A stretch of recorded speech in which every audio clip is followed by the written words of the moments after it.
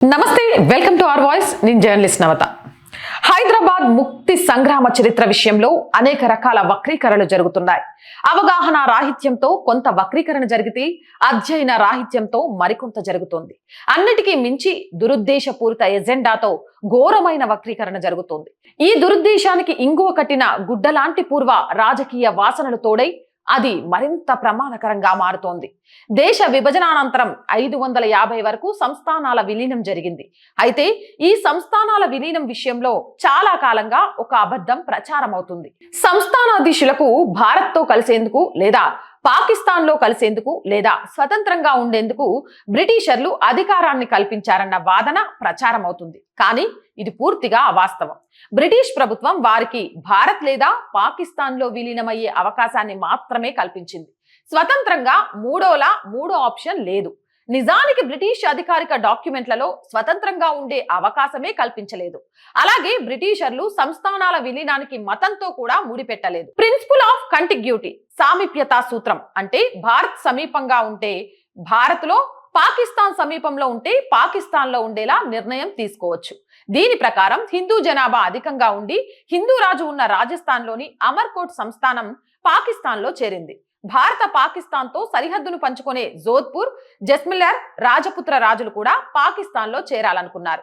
జోధ్పూర్ రాజుకు జిన్నా తెల్ల కాగితంపై సంతకం చేసి ఇష్టం వచ్చిన కండిషన్లు రాసుకోండి అని ఆఫర్ కూడా ఇచ్చాడు.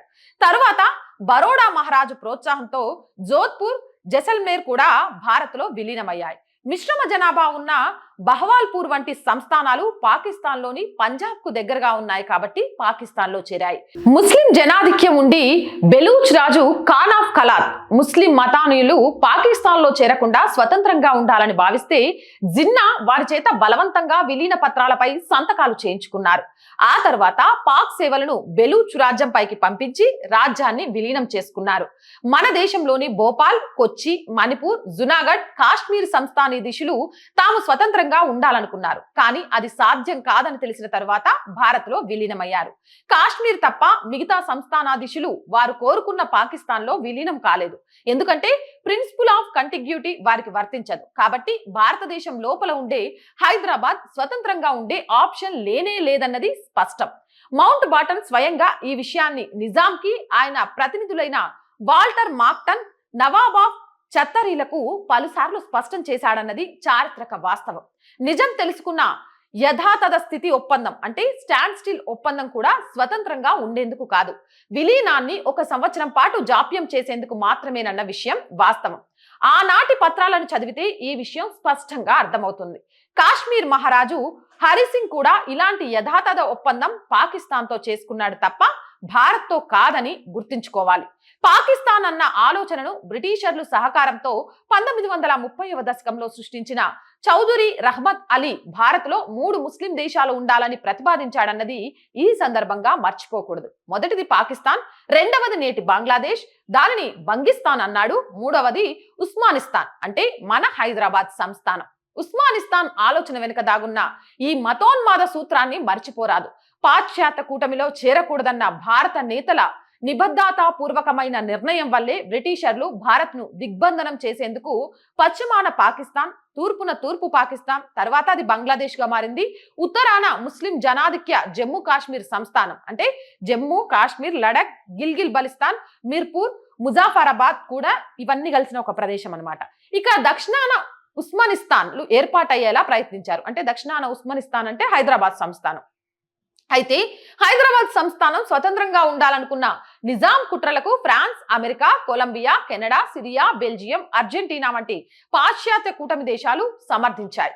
రష్యా, చైనా, యుక్రెయిన్ వంటి కమ్యూనిస్టు దేశాలు భారత అలీన విధానాన్ని సమర్థించి ఈ సామ్రాజ్యవాద యత్నానికి పురిట్లో సంధి కొట్టాయి. సర్వసాధారణ కమ్యూనిస్టులందరూ తెలంగాణ పోరాటం విషయంలో జన్నారెడ్డి, ప్రతాప్ రెడ్డి, విసునూరు రామచంద్రారెడ్డిల వంటి జాగీర్దార్ల అత్యాచారాలను ప్రస్తావిస్తుంటారు. వీరిని చూపించి హైదరాబాద్ సంస్థానంలో పోరాటం మొత్తం వీరిపైనేనన్న వాదనను ముందుకు తెస్తారు. కానీ జటప్రోలు, రెంటచింతల, గద్వాల, కొల్లాపూర్, వనపర్తి, పాల్వంచ, సంస్థాన్ నారాయణపూర్ వంటి ఉప సంస్థానాల్లో విష్ణూర్, మానుకోటల్లో లాగా ఎందుకు తిరుగుబాటు రాలేదన్న విషయంలో మాత్రం మౌనం పాటిస్తారు. అక్కడ కమ్యూనిస్టు ఉద్యమము వేళ్లనుకోలేదు. ఆదిలాబాద్, నిజామాబాద్, జహీరాబాద్, మహబూబ్ నగర్ వంటి తెలంగాణ జిల్లాల్లో ఆనాడు హైదరాబాద్ సంస్థానంలో అంతర్భాగంగా ఉన్న మరట్వాడ ప్రాంతాలైన బీడ్, పర్బాని, నాందేడ్, లాటూర్, ఉస్మానాబాద్లలో, కళ్యాణ కర్ణాటకలోని బీదర్, రాయచూర్, గుల్బర్గాలలో సంస్థానాధీశులు లేరా? వారు జన్నారెడ్డి, ప్రతాప్ రెడ్డి, విసునూరు రామచంద్రరెడ్డిలా ప్రజా కంటకులు కారా? కొంత నల్గొండ, కొంత వరంగల్, కాసింత రంగారెడ్డి జిల్లాకు మాత్రమే ప్రధానంగా పరిమితమైన కమ్యూనిస్టుల పోరాటం ఈ మరాఠ్వాడ, హైదరాబాద్, కర్ణాటక అంటే నేటి కళ్యాణ కర్ణాటక ప్రాంతాల్లో ఎందుకు విస్తరించలేదు? ఈ ప్రశ్నలకు వారి వద్ద సమాధానం ఉండదు. ఈ తరహా వామపక్ష కుహానా మేధావులు కన్వీనియంట్ గా ప్రస్తావించిన మరో విషయం కూడా ఉంది. అదేంటంటే ఘనత వహించిన నిజాం ప్రభువు 1943లో కమ్యూనిస్టులపై నిషేధాన్ని ఎందుకు ఎత్తివేశారు? దాశరథి రంగాచార్య తన జీవనయానం పుస్తకంలో, వందే మాత్రం రామచంద్రారావు తన హైదరాబాద్ పై పోలీస్ చర్య పుస్తకంలో సెప్టెంబర్ 17 తర్వాత రజాకార్ల ఆయుధాలన్నీ కమ్యూనిస్టుల చేతికి చేరాయని వ్రాశారు. కమ్యూనిస్టులు దీనిని ఎందుకు ఖండించరు? సెప్టెంబర్ 17, 1948 తర్వాత 1951 వరకు కమ్యూనిస్టులు ఎవరిపై సాయుధ పోరాటం చేశారు? లేని నిజాం పైన, ఉన్న భారత ప్రభుత్వం పైన.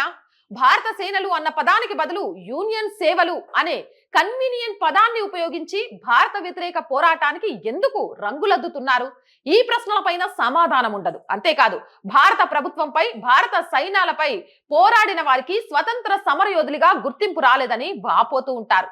నిజమేమిటంటే కాకలు తీరిన కమ్యూనిస్టు యోధులు రావి నారాయణ రెడ్డి గారు ఈ సాయుధ పోరాటాన్ని తీవ్రంగా వ్యతిరేకించారు.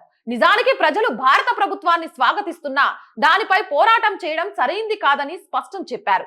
ఆయన యుద్ధ విరమణ చేద్దామని ప్రతిపాదించిన సుందరయ్య, బసవ పున్నయ్య, చంద్ర రాజేశ్వర త్రయం దానిని తోసిపుచ్చింది.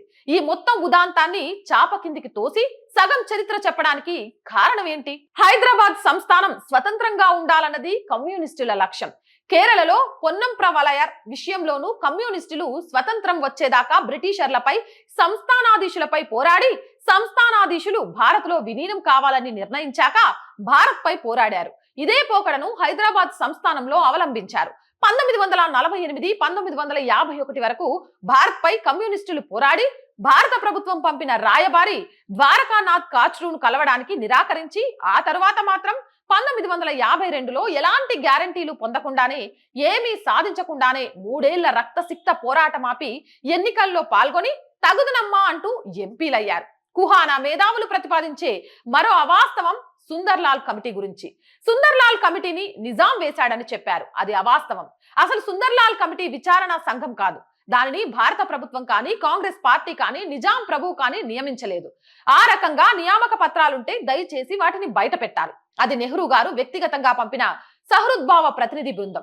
పండిత్ సుందర్లాల్, కాజీ మహమ్మద్ అబ్దుల్ గాఫర్ తో కూడిన ఈ బృందం ముస్లింలను కలిసి భారత ప్రభుత్వం వారిని ఇబ్బంది పెట్టబోదని నమ్మకం కలిగించింది. వీరు తమది విచారణా సంఘం కాదని పదే పదే తెలియజేశారు. తాము ఈ విషయాన్ని ముస్లిం జనానికి కూడా తెలియజేశామని నెహ్రూ, పటేళ్లకు లిఖితపూర్వకంగా తెలియజేశారు.